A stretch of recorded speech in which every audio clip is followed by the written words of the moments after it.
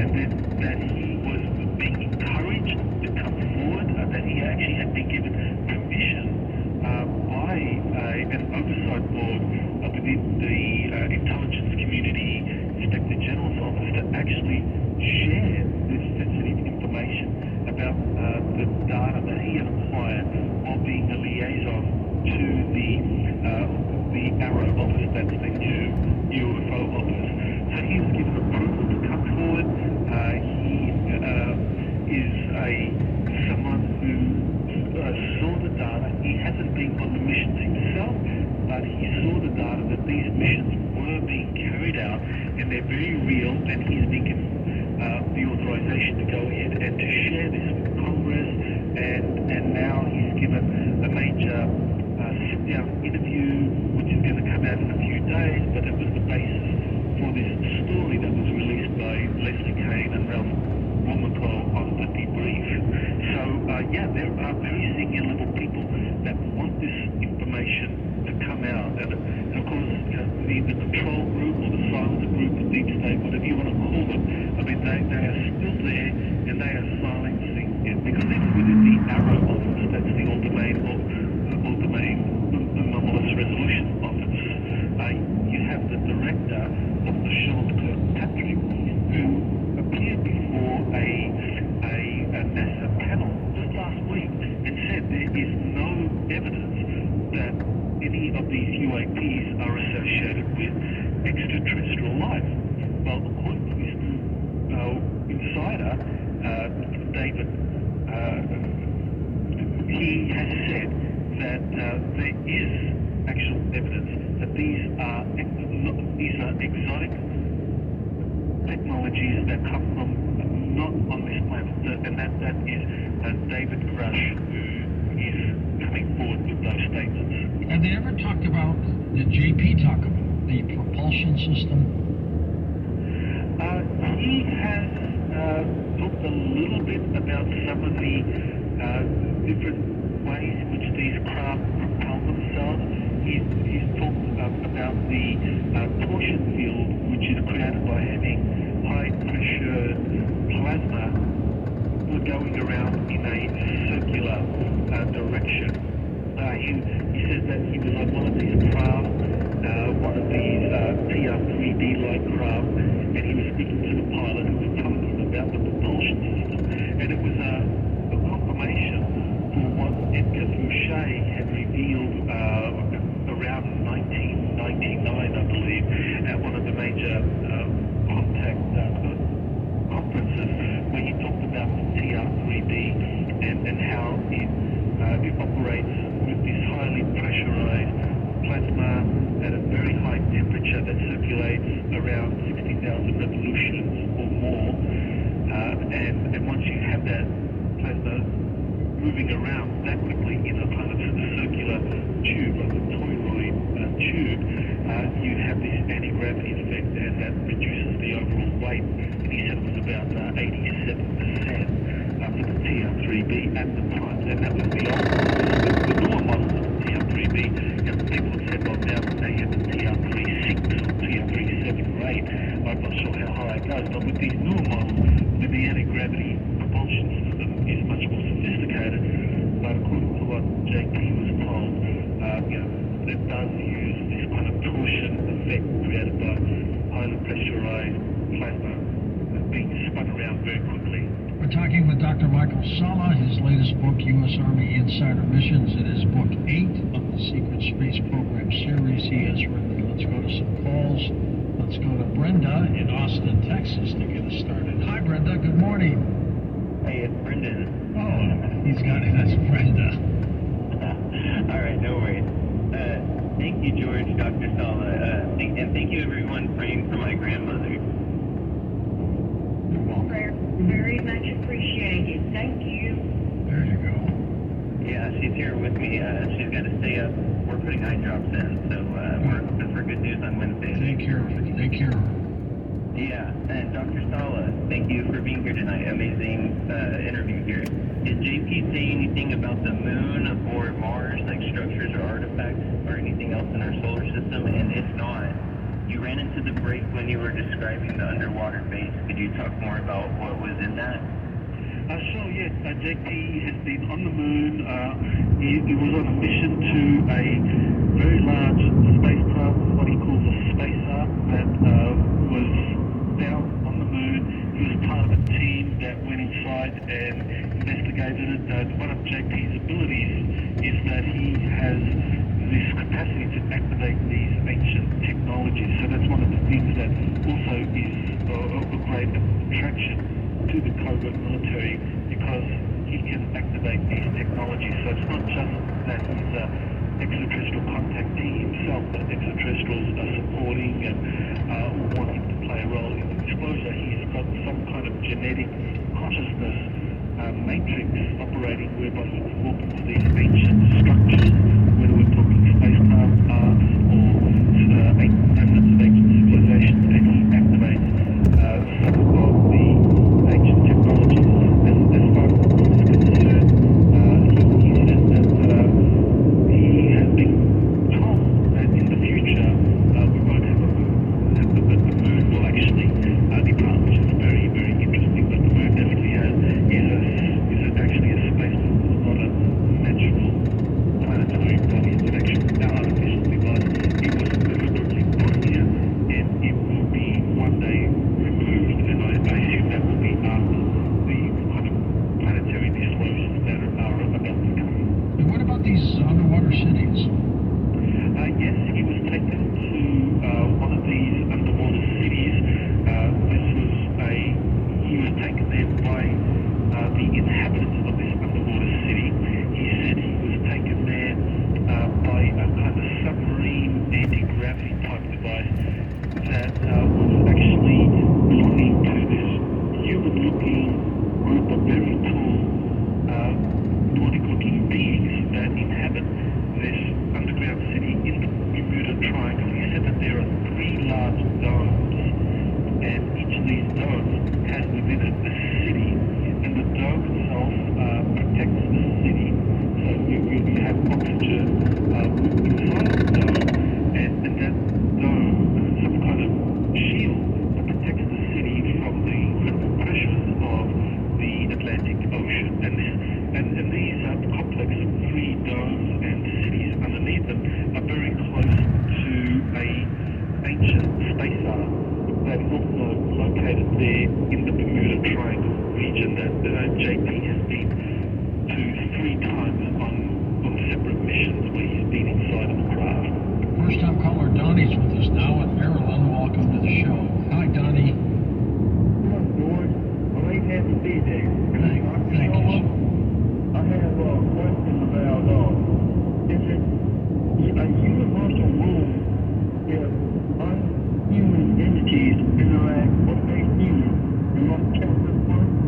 And is directed energy as weather platform to create weather change at work, as may have happened in America? And may energy have been directed to crystals in underground caverns in which tornadoes soon occur? One more thing is, could directed energy, may it have caused 100-plus story skyscrapers to crumble straight down? Take a few of those, Michael. Okay, well, as far as the question of whether extraterrestrials are obliged to share information about what they're doing, there is some occult law which does require if the people that are following a kind of service to self path, which we would consider to be a negative path, are about to do something, that they need to tell the victim or the target what they're about to do, and then they do it, and that's some kind of principle, occult principle that operates. I think that answers that particular question. As for the weather modification, I talked about that earlier, that yes, that technology exists. It has been used for a long time, for many decades, and as far as crystals are concerned and weather modification, there's a lot of kind of like stories about this ancient Atlantean crystal that is buried in the Bermuda Triangle that is... It's like a weapon or something, isn't it? Sorry? It's like a weapon or something, isn't it? Yeah, that's responsible for, weather anomalies there in the Bermuda Triangle, and, craft, ships that are in that area can kind of disappear. We don't know what happens to it, but yeah, it was apparently a weapon that the Atlanteans used, this giant crystal, and that it's submerged there in the Bermuda Triangle. Let's go to Thomas in La Jolla, California. Hey, Tom, welcome. Hi, George and Michael. Thank you for all of the great work that you do. I loved, by the way, Kennedy's Last Stand. I have a comment and then a question. In my comment, I'm wondering how much disclosure comes through Hollywood. And the reason why I asked that recently, I got together with a lady friend, and she had a big screen TV, and we watched two movies back to back. It was 2001 and then 2010. And it had been years since I'd watched both movies. But watching them back to back, I realized how much was revealed in both of those two movies. Peter Hyams, who directed 2010, was a protege of Stanley Kubrick, who directed 2001. But the common denominator was that the script of both movies was Arthur C. Clarke, scientist and speculative writer. And how much the themes in both movies, the idea that there's a deep state, the idea that there was assisted evolution of humanity by extraterrestrials, the idea that there was monitoring of humanity and the progress, the idea that there was a deep state collaboration between the United States and the Soviet Union, now the Russian Federation. I guess my question to you is how much disclosure doesn't come to us directly, but comes to us through media like Hollywood? That's a really good question. I think that a lot of the soft disclosure that is coming through the media is intended to prepare people for this incredible future that is coming. And I mean, there are many movies, many television series, but the one that I think kind of really stands out for me, in addition to 2001, 2010, is Star Trek. The Star Trek series that began in the 1960s, that has kind of shaped mass public awareness of the whole extraterrestrial phenomenon. If that is based, I believe, on actual classified disclosures that Gene Roddenberry was given by those insiders that were familiar with the real secret space program and interactions with a genuine galactic federation, and that Star Trek is actually based on a future that where humanity is part of a galactic federation, and there's kind of like been a reverse engineering of that future where Roddenberry was given that information and has kind of like disseminated it through his movies and series about a Star Trek future. And that term, the Star Trek future, actually has been used and incorporated by the Air Force as a preferred future scenario, that by 2060, out of 8 possible scenarios, the Star Trek future is the one that the Air Force adopted, the Air Force Special Operations Space Command adopted back in 2019, and Air Force Space Command was renamed Space Force. Space Force is all about creating a Star Trek future, and that's all based on what Roddenberry was told back in the 60s. It's interesting how William Shatner, Captain Kirk, is now hosting a History Channel show called Unexplained. He's into this in a big way. Indeed, he is. And I think the impact that Star Trek has had on the mass consciousness of the planet is very profound. And William Shatner, because of his role in the movies and in the series, really does have, in terms of the global mass awareness, does have this tremendous authority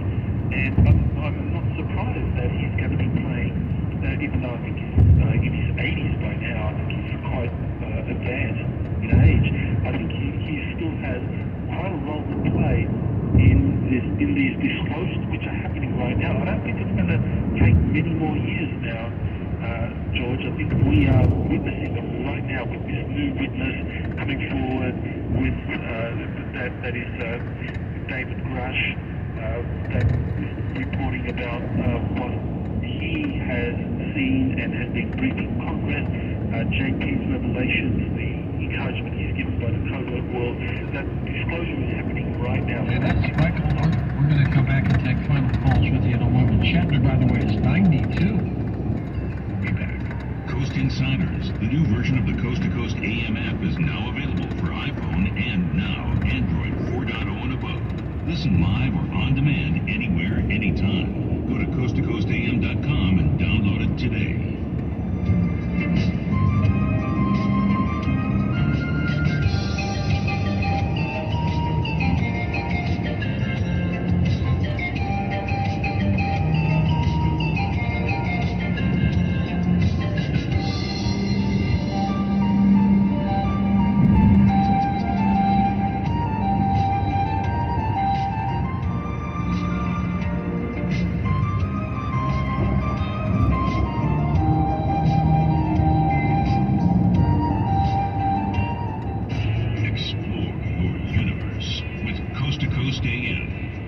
We've been talking about 100 years of paranormal study, but things are still in flux. When are we ever going to get the answers we really want? I gotta be honest with you, George. I think we really are close. Here in the United States, the vast majority of the population is not going to believe in UFOs until we have something on radar. Well, the fact is, not only do we have something on radar, but we have Navy cockpit videos, among other things, that have been validated by the Department of Defense. What do you think is changing the perception? Is it obvious that's why they have to come forward with this information now? The fact is, no serious person can say UFOs don't exist. I mean, that position does not exist anymore. The answers may be very elusive, but the existence and the evidence is as plain as any we've got. And it's an exciting time to be alive. We know that life is not exclusive to Earth, and that's an extraordinary thing. You know those mega ships that sail with thousands of passengers? It might surprise you to learn how much passengers win or lose in the onboard casino may determine whether or not the cruise is profitable. I'm Rudy Max with today's Travel Minute from Rudy Max's World. Cruise lines are offering low prices since several enormous ships came into service this past year.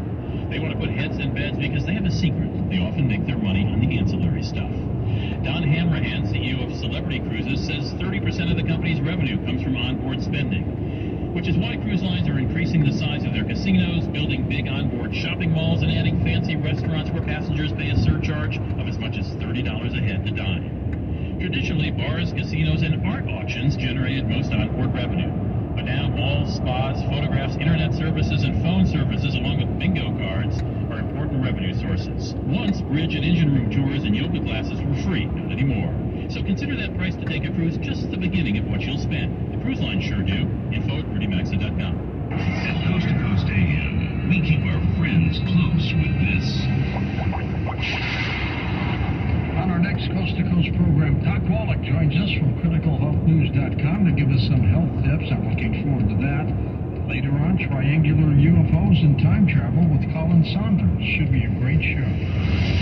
And we keep our enemies closer at Coast to Coast AM.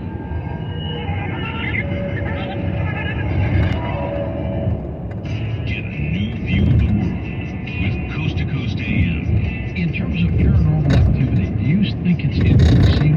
Yes, more and more people are aware of it, so therefore they're even noticing it, because times are scary. But some people, they just want to know there's something out there other than what they see on their TV screen every day. So they're getting into the paranormal. They want to go on a ghost investigation. Let's look into Bigfoot, all the extraterrestrials, to know that there's something more. Coast to Coast AM sure sounds great in the middle of the night, but you don't have to be nocturnal to enjoy this amazing show. The Coast Insider is your key to a normal life. For 15 cents a day, you can wake up refreshed, knowing that last night's show is waiting